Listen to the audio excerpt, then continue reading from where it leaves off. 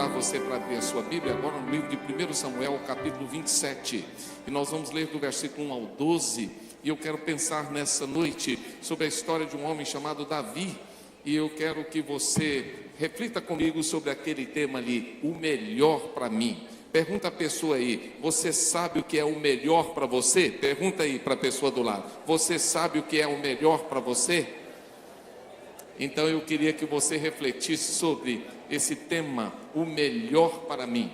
O tema está aí no texto de 1 Samuel 27. E eu queria que você compartilhasse a palavra com aquela pessoa que está do lado. O pessoal da galeria lá, os adolescentes, os jovens, abra sua Bíblia agora. Pode ser no celular, a Bíblia física, no papel, como você tiver condição. O melhor para mim, em 1 Samuel 27, nós vamos ler esse texto da palavra de Deus e vamos ler do versículo 1 até o versículo 12. Vamos fazer a leitura responsiva.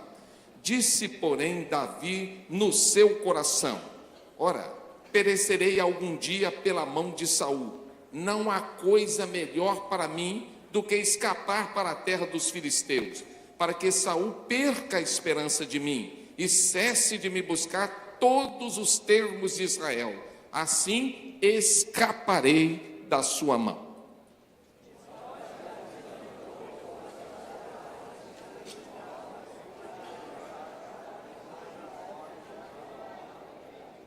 E Davi ficou com Aquis em Gate, ele e os seus homens, cada um com a sua família, e Davi com as suas duas mulheres, Ainoã, a israelita, e a Abigail, que fora mulher de Nabal, o carmelita.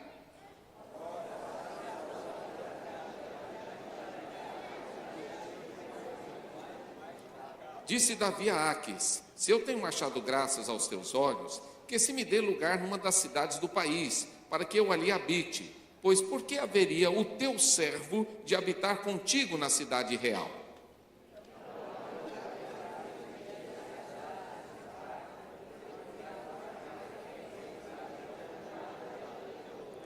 E o número dos dias que Davi habitou na terra dos filisteus foi de 1 ano e 4 meses.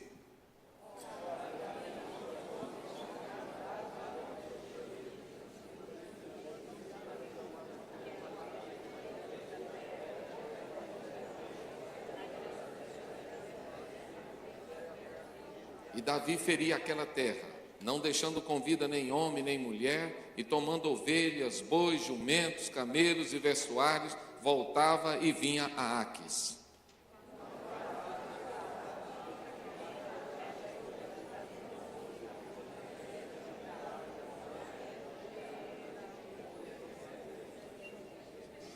E Davi não deixava com vida nem homem nem mulher para trazê-los a Gate, pois dizia: para que porventura não nos denunciem, dizendo, assim fez Davi, e este era o seu costume por todos os dias que habitou na terra dos filisteus.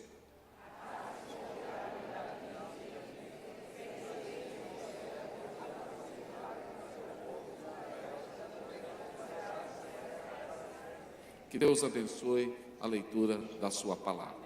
Meus irmãos, durante vários anos, o rei Saul perseguiu a Davi. E o propósito do rei Saul era matar Davi. E por que o rei Saul queria matar Davi? Porque Davi se engrandeceu após a morte de Golias. Davi se tornou um homem muito querido do povo de Deus. Então as pessoas diziam que Saul matou milhares e Davi matou 10 milhares. Havia no coração do povo um desejo muito grande de ver Davi prosperar. Saul se encheu de ciúmes e então ele queria eliminar Davi de qualquer maneira. A palavra de Deus fala que a perseguição que Saul moveu contra Davi foi uma perseguição implacável.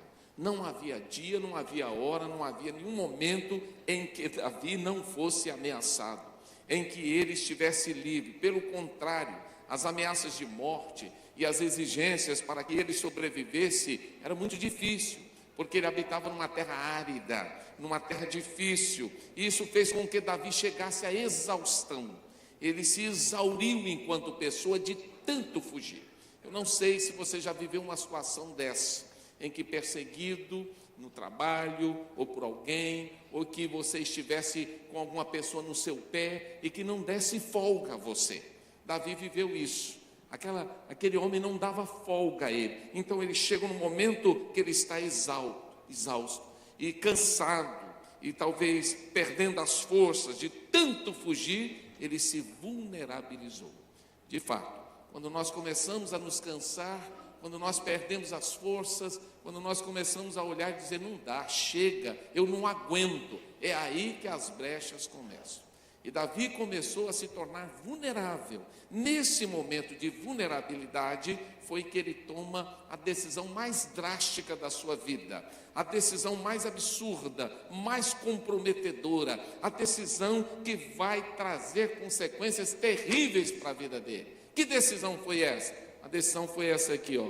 Davi decidiu se unir ao seu inimigo. O inimigo que ele destruiu, cortando a cabeça do seu gigante, que era Golias, que era filisteu, agora era alvo das considerações de Davi. Aquele povo que queria escravizar o seu povo, aquele povo que vivia em litígio constante contra o seu povo, agora era alvo das considerações de Davi. Davi colocou então no seu coração o desejo de se unir ao inimigo. E sabe por que ele chega a essa conclusão? Ele disse, olha, somente se eu unir ao meu inimigo é que os meus dias serão melhores. Somente se eu unir ao meu inimigo é que eu vou ser bem sucedido. Então, o melhor para mim é me unir ao inimigo. Olha para mim, meu irmão. O melhor para você é fazer parceria com o seu inimigo? O melhor para você é se unir às trevas? O melhor para você é se tornar sócio do diabo, do inferno? O melhor para você é isso? Davi chegou a essa conclusão. E o texto bíblico, a palavra de Deus fala que sem pedir nenhuma orientação, Davi vai e toma essa decisão. E o que acontece? Aí as consequências vêm. E a palavra de Deus diz que a primeira coisa que vai acontecer é isso aqui, ó. Lê para mim. De novo. Davi se torna a sua própria lei.